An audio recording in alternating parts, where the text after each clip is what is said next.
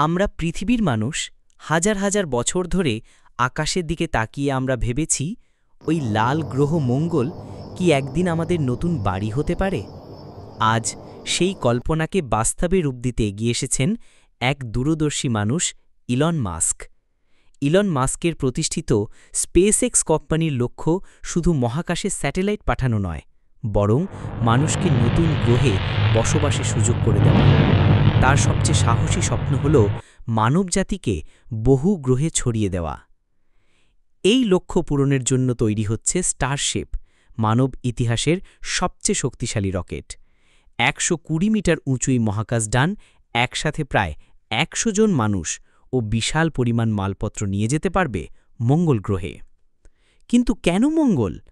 Elon মাস্কের মতে পৃথিবী একদিন প্রাকৃতিক বিপর্যয়, জলবায়ু পরিবর্তন অথবা যুদ্ধের কারণে বাসযোগ্য নাও হতে পারে।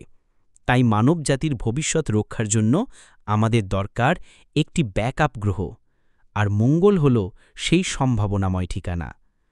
মঙ্গলের পরিবেশ কঠিন, খুব